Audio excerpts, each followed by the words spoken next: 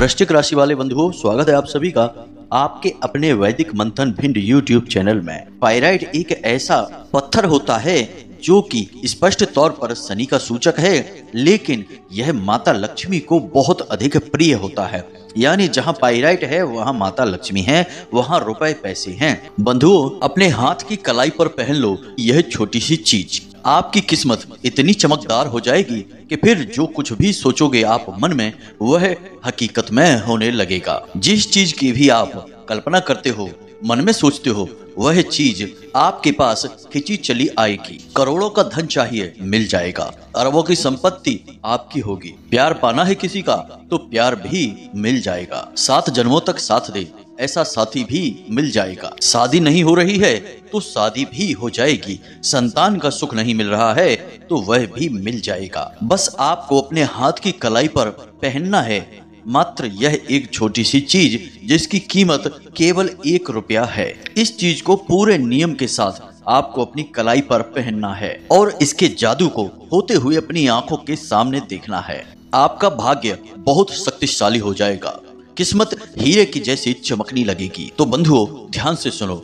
इस एक चीज का वर्णन तो हमारे वेद पुराणों और शास्त्रों में भी किया गया है। पुराने जमाने में चाहे कोई राजा महाराजा हो, चाहे कोई वीर योद्धा या फिर सैनिक हो, या फिर कोई ऋषि मुनि ही क्यों न हो, अपने काम में कामयाबी हासिल करने के लिए ये लोग इस एक चीज को अपनी कलाई पर जरूर धारण किया करते थे। अब इसे अपनी कलाई पर पहनने के बाद राजा महाराजाओं को युद्ध में जीत हासिल हुआ करती थी। मनचाही स्त्रियों से उनके विवाह हो जाया करते थे और वे जो कुछ भी चाहते थे वह उन्हें मिल जाया करता था। क्योंकि दोस्तों, इस एक छोटी सी चीज में इतनी अधिक शक्ति होती है कि जब व्यक्ति इसे अपनी कलाई पर पहन लेता है तो उसकी किस्मत इतनी शक्तिशाली और तेज हो जाती है कि वह किसी घोड़े के समान दौड़ने लगती है। तो प्रिय बंधुओं, अब आपके मन में यह प्रश्न तो अवश्य ही उठ रहा होगा कि आखिर वह कौन सी चीज है जिसकी कीमत मात्र 1 रुपया है और उसे आप अपनी कलाई पर पहन लेंगे तो सारी संसार का सुख आपको प्राप्त हो जाएगा। प्यारे मित्रों, आप चिंता ना करें। आज के वीडियो में हम आपको इस चीज के बारे में विस्तार से बताने वाले हैं। फिर वह चीज कहाँ मिलेगी, कैसे उसको आपको अपनी कलाई पर पहनना है, क्या उसके नियम हैं, क्या उसके संस्कार हैं। कुछ ऐसे कार्य हैं जो इस चीज को पहनने के बाद आपको नहीं करने चाहिए, वहीं कुछ ऐसे कार्य भी हैं जो आपको अवश्य करने चाहिए। प्रिय बंधुओं, यह तो आप समझते ही हैं कि केवल किसी एक चीज को पहन लेने मात्र से कुछ नहीं हो जाएगा। उस चीज के सारे नियम और विधि विधान को जब तक आप नहीं मानेंगे तब तक वह अपनी पूरी शक्ति से कार्य नहीं कर पाएगी। यहाँ पर आपको घबराने की जरूरत नहीं है। नियम भी बहुत छोटा सा है, संस्कार भी बहुत हल्के से हैं और जो सावधानियां हैं वे आपको अच्छी तरह से मालूम हैं, क्योंकि वे आपके स्वभाव के अनुसार ही हैं। बस इन सारी बातों को सही तरह से मिलाकर प्रयोग करने का तरीका आपको हम बता देंगे।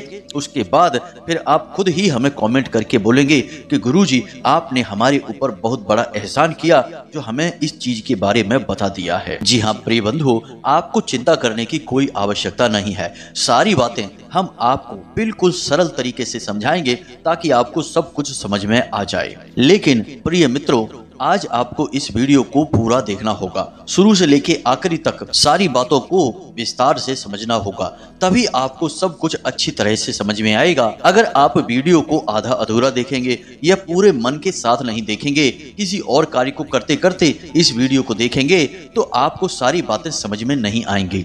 फिर इस चीज का प्रभाव भी आपके ऊपर पूरा नहीं होगा। अब यहाँ पर हम आपको गारंटी के साथ कहते हैं कि इस चीज का असर आपके ऊपर मात्र 24 घंटे में होने लगेगा जब आप इसे पूरे नियम के साथ अपनी कलाई पर धारण करेंगे। तो अब बार बार आपके मन में यह प्रश्न आ रहा है कि आखिर कौन सी है वह चीज।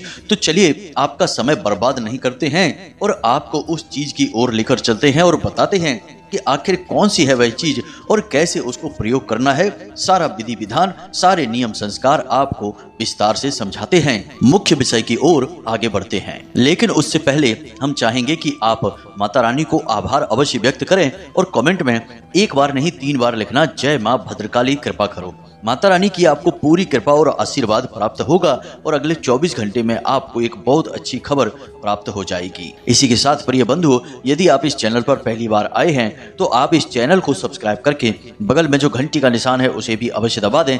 ऐसा करके आप हमारे और माता रानी के दिव्य परिवार के सदस्य बन जाएंगे। फिर आपके जीवन से अड़चने समस्याएं अपने आप समाप्त होने लगेगी, क्योंकि माता रानी की सीधी कृपा और आशीर्वाद आपको प्राप्त हो जाएगा। तो चलिए जल्दी से चैनल को सब्सक्राइब करिए, फिर आगे बढ़ते हैं। प्रिय बंधुओं, आपको इस एक चीज के बारे में हम बताएं, लेकिन उससे पहले आपसे हम एक बात कहना चाहते हैं कि जिस चीज के बारे में हम आपको बताने जा रहे हैं, आपको यह जानकारी बिल्कुल अपने मन में रखना है। किसी को भी इसके बारे में कोई भनक नहीं लगने देना है, वरना इसका कोई भी बड़ा प्रभाव आपके ऊपर नहीं होगा। आपको इसके बारे में किसी को भी नहीं बताना है, चाहे वह आपका भाई हो, चाहे आपकी पत्नी हो, चाहे आपका पति हो, उसको भी इस चीज के बारे में बिल्कुल भी नहीं बताना है। अब यदि आपने हमारे कहने के बाद भी इस चीज के बारे में किसी को बता दिया, तो फिर यह आपके ऊपर ठीक तरह से काम नहीं करेगी। इसलिए इसे आप एक बार अपने हाथ की कलाई पर पहन लेना और उसके बाद भूल जाना। किसी को भी इसके बारे में मत बताना। अगर कोई इसे आपके हाथ पर देखकर पूछे भी कि यह आपने क्या पहन लिया है, तो उसे बस यूं ही गोल मोल जवाब दे देना और कह देना कि कुछ नहीं, बस ऐसे ही फैशन के लिए हाथ में पहन लिया है। अब अगर आपने हमारी इस बात को मान लिया और इस चीज के राज को अपने मन में छिपा कर रखा, किसी को भी इसके बारे में नहीं बताया, तो फिर यह चीज इतनी तेजी से काम करेगी कि आप खुद भी हैरान हो जाओगे। आप खुद भी हक्के बक्के रह जाएंगे कि आखिर हमारी किस्मत इतना साथ हमारा कैसे दे सकती है। जी हाँ प्रिय बंधुओं, तो अब ध्यान से सुनो। आपको इस एक चीज के बारे में बताने जा रहे हैं, लेकिन उससे पहले आपको बता दें कि यह जो समय आपके जीवन काल में चल रहा है, यह थोड़ा सा कठिनाइयों भरा समय है। ऐसे में आपको किसी से किसी भी प्रकार का कोई वादा नहीं करना है, वरना आप उस वादे को पूरा तो कर नहीं पाएंगे। मानसिक दबाव आपके ऊपर और बन जाएगा। इसी के साथ साथ प्रिय बंधुओं, आपको रुपए के लेन देन को लेकर बहुत अधिक सतर्क रहना होगा। हम तो आपको यही चेतावनी देंगे कि आने वाले 8 से 10 दिनों तक आप भूल कर भी किसी को ना तो रुपए दें और ना ही लें, चाहे वही यूं ही लेन देन हो या कर्जे का लेन देन हो। किसी भी प्रकार का लेन देन आप इस समय में ना करें। हाँ, लेकिन यदि आपका कोई पुराना कर्जा है और आपके पास ऐसी कोई व्यवस्था बन चुकी है, तो उस कर्जे को आप इस समय में चुका सकते हैं। यह एक अच्छा समय है, क्योंकि आने वाले 10 दिनों में यदि आप अपने पुराने कर्जे को चुका देंगे, तो आपके ऊपर फिर भविष्य में किसी भी प्रकार का कर्जा नहीं बनेगा। अब एक और विशेष बात, प्रिय बंधुओं, आपको किसी के साथ भी बहस नहीं करनी है, वाद विवाद नहीं करना है और अपनी वाणी पर पूर्ण संयम रखना होगा। जहां जरूरत नहीं है वहां आपको बोलना नहीं है और बिना मतलब के किसी की चल रही चर्चाओं में बीच में नहीं कूदना है और अपनी राय या सलाह मशवरा नहीं करना है। ऐसा करने से विवाद उत्पन्न होंगे, झगड़े हो सकते हैं और आपके ऊपर मानसिक दबाव बन सकता है और आपकी समय और ऊर्जा दोनों ही बर्बाद हो जाएंगे। अब एक सबसे महत्वपूर्ण बात कि कोई पुरानी ऐसी घटना है, कोई ऐसी बात है जिसकी वजह से आपका मन अशांत रहेगा। अपने काम धंधे व्यापार की जो बातें हैं, गुप्त बातें हैं, उनके बारे में किसी से कोई चर्चा ना करें और जो जरूरी और महत्वपूर्ण कार्य हैं उन्हें आप स्वयं ही करें। खास तौर से रुपए पैसे से संबंधित जो लेन देन है, उन्हें आप किसी और पर न डालें, उन्हें आप स्वयं ही अपने हाथों से करें। जी हाँ प्रिय बंधुओं, अब हम आपको बता दें कि यह समय जो आपके जीवन काल में चल रहा है, यह वही समय है जिसमें कि आपको सबसे बड़ी परेशानी यानी कि भावनात्मक तौर पर चोट पहुंचाई जा सकती है और किसी न किसी प्रकार का धोखा मिलेगा। कोई ऐसा व्यक्ति जिससे आपको उम्मीद नहीं होगी, वह आपके खिलाफ कुछ ऐसा कार्य करेगा या ऐसी बात बोलेगा जिससे आपका मन दुखी हो जाएगा और आप बेचैन होने लगेंगे। किसी के द्वारा कही गई बात आपको बहुत अधिक चुभेगी और लंबे समय तक आपको परेशान करती रहेगी। तो ऐसे में हम आपको केवल यही सलाह देंगे कि आप जितना हो सके उतना अपने काम से काम रखें। दुनियादारी में आपको अधिक डूबने की जरूरत नहीं है और किसी के जीवन में क्या चल रहा है इससे आपको कोई लेना देना नहीं है।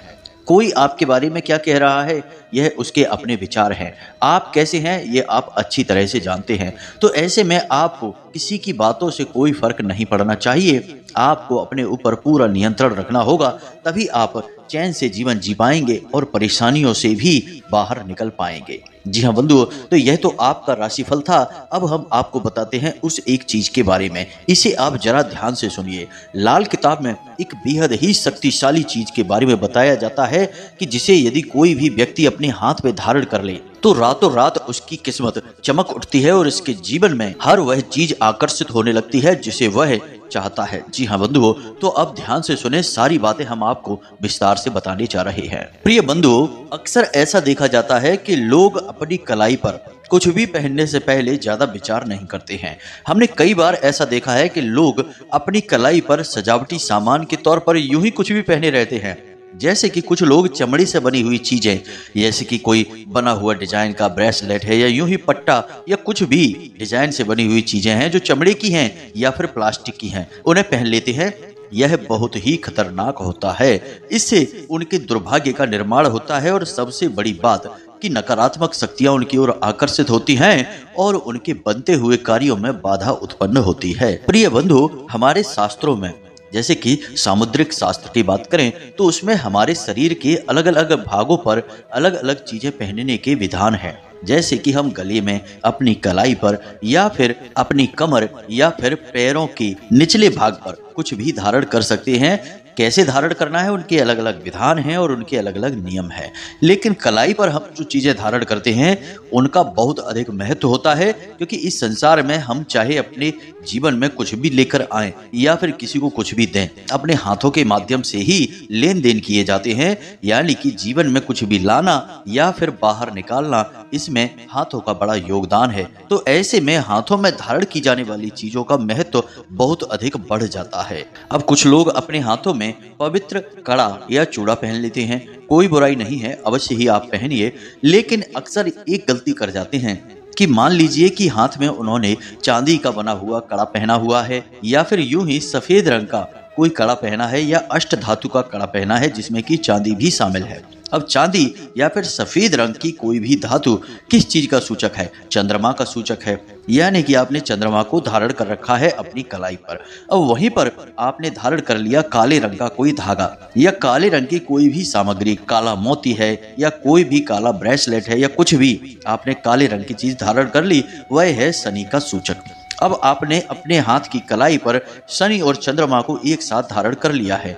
अब इससे विष योग का निर्माण होता है। ज्योतिष शास्त्र में इसकी सख्त मनाही की जाती है। अब इस विष योग के निर्माण से बहुत सारी समस्याएं जीवन में उत्पन्न होने लगती हैं, खास तौर से स्वास्थ्य से संबंधित समस्याएं, जैसे कि थकान, तनाव, बेचैनी, चिंता, आलस और शारीरिक और मानसिक अस्थिरता की स्थिति, यानी लगातार बीमार रहने की स्थिति उत्पन्न होने लगती है। यह बहुत ही खतरनाक योग होता है।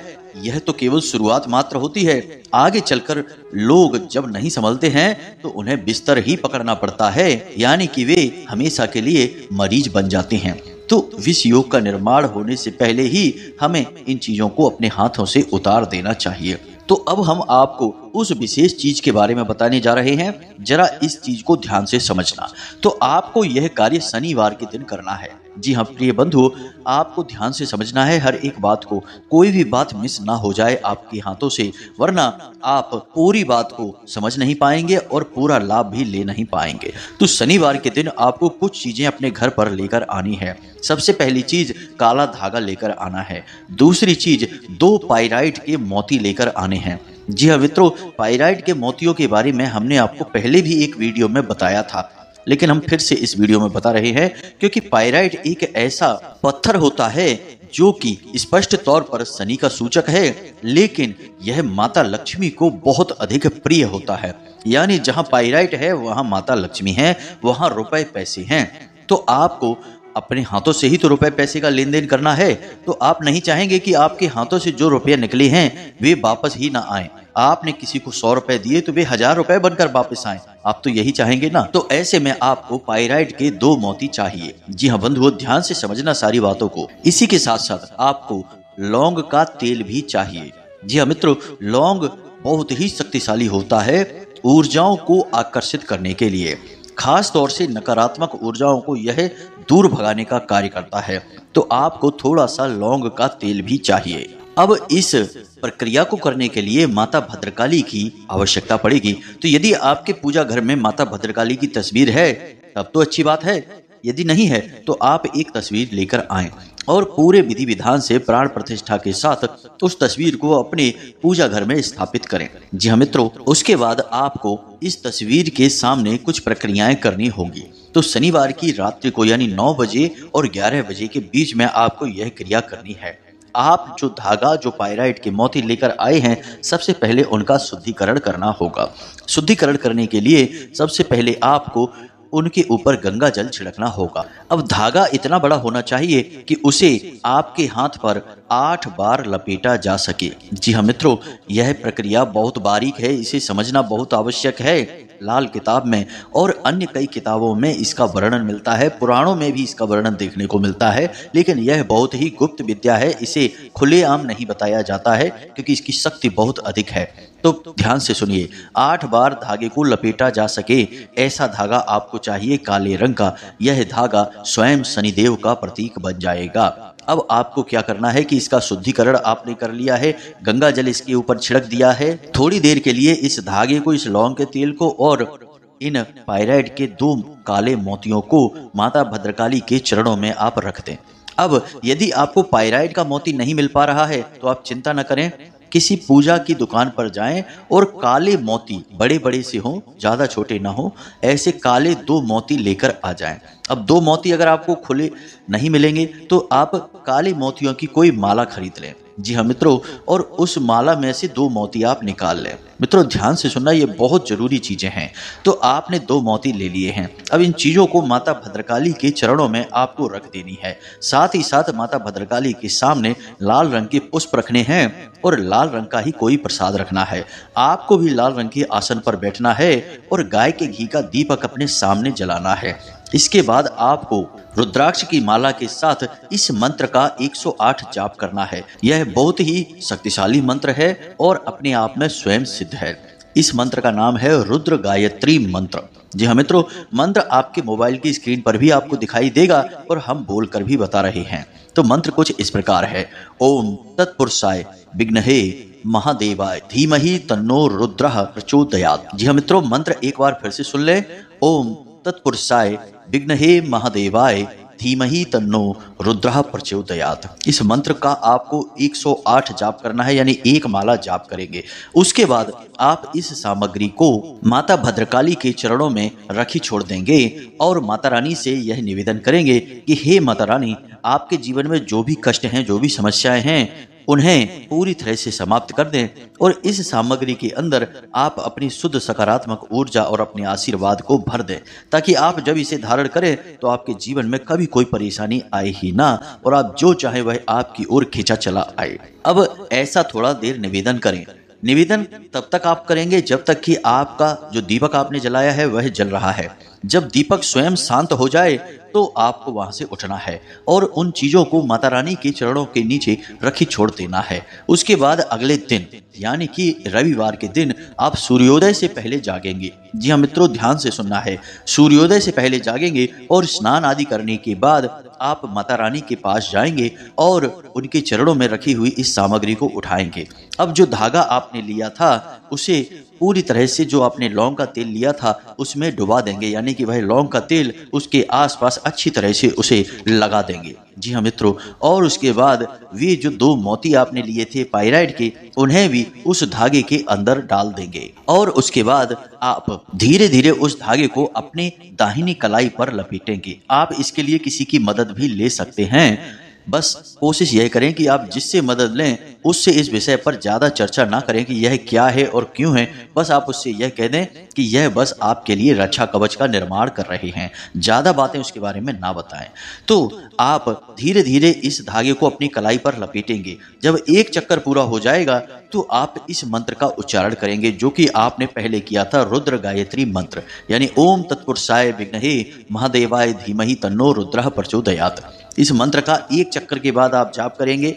फिर दोबारा एक और चक्कर लगाएंगे तो फिर से जाप होगा। इस तरह 8 चक्कर लगेंगे और 8 बार इसका जाप होगा। उसके बाद आप धागे पर गांठ लगाकर उसे बांध लेंगे अपनी कलाई पर। 2 मोती उसी के अंदर डले हुए हैं। याद रखें कि धागा रेशम का होना चाहिए, कॉटन का धागा आप ना लें, क्योंकि कॉटन बड़ी जल्दी अशुद्ध हो जाता है। अब एक बार आपने इसे अपनी कलाई पर धारण कर लिया, उसके बाद यह अपना काम करना शुरू कर देगा। कुछ चीजें हैं जिनका आपको विशेष ख्याल रखना होगा।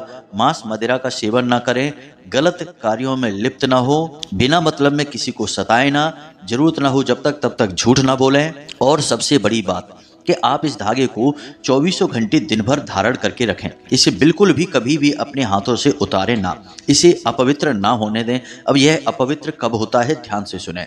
आपकी दैनिक क्रियाओं में यह अपवित्र नहीं होगा। आप स्नान आदि करते हैं, शौच जाते हैं, तो यह अपवित्र नहीं होगा, क्योंकि यह आपकी ऊर्जा से सही संतुलन बना लेगा। और अपवित्र यह कब होगा, इसे आप ध्यान से सुनिए। यदि इसे महिलाएं बांधती हैं, जो शादीशुदा महिलाएं हैं, विवाहिता हैं, वे अपने बाएं हाथ पर बांधेंगी और मासिक धर्म यानी कि रजस्वला के समय इसे उन्हें उतारना होगा। इसी प्रकार पुरुष यदि बांधते हैं तो यदि वे किसी की शव यात्रा में जा रहे हैं, शामिल हो रहे हैं, तब उन्हें इसे उतारना होगा। इसी प्रकार यदि घर में किसी प्रकार का विशेष सूतक पातक हो जाता है तो यह अपवित्र हो जाता है। पहले ही इसे उतार देंगे तो इसकी पवित्रता बनी रहेगी, लेकिन यदि आपने इसे पहने रखा और ऐसी परिस्थिति में आप आ जाते हैं तो यह अपवित्र हो जाता है। तो अब मान लो कि यदि यह एक बार अपवित्र हो जाता है तो आप क्या करें, तो आपको यह धागा बदलना होगा। मोती आप ज्यों के त्यों रखें, पुनः इसे पवित्र कर लें, शुद्धता कर लें, और शुद्धता करने के लिए इन मोतियों को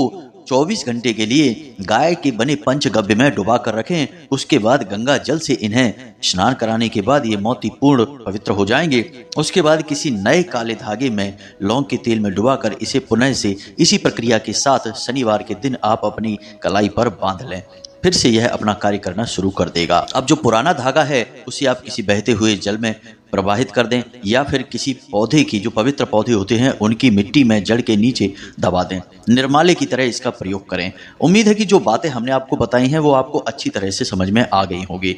फिर भी यदि कोई प्रश्न आपके मन में उठता है तो आप हमसे कमेंट करके पूछ सकते हैं, या फिर व्हाट्सएप जो कि डिस्क्रिप्शन में दिया गया है उस पर आप मैसेज करके पूछ सकते हैं। वैसे तो हमने सारी बातें आपको विस्तार से बताने की कोशिश की है, फिर भी कुछ छूट गया हो तो आप पूछ सकते हैं, कोई समस्या नहीं है, आपको जवाब दे दिया जाएगा। असल में हमारे जीवन में व्यस्तता बहुत रहती है। माता रानी की सेवा में, पूजा पाठ और आराधना में और कुछ विशेष साधनाओं में हमारा समय अधिक बीतता है। तो ऐसे में समय कम मिल पाने की वजह से हो सकता है आपको जवाब मिलने में थोड़ी सी देर हो जाए, लेकिन आप धैर्य से अपने जवाबों का इंतजार करें। हम जब देखेंगे तो आपको जवाब अवश्य देंगे। इसी के साथ साथ आज के इस वीडियो को विराम देते हैं। हमेशा हंसते रहिए, मुस्कुराते रहिए, सकारात्मक रहिए। माता रानी की आपके ऊपर पूरी कृपा और आशीर्वाद हो चुके हैं, तभी आप इस वीडियो को देख रहे हैं। तो पूरे प्रेम और भाव के साथ में बोलिए जय माई की, जय मां भद्रकाली। मिलते हैं अगले ज्ञानवर्धक वीडियो में, तब तक के लिए धन्यवाद। जय माई की। माता रानी आपका कल्याण करें।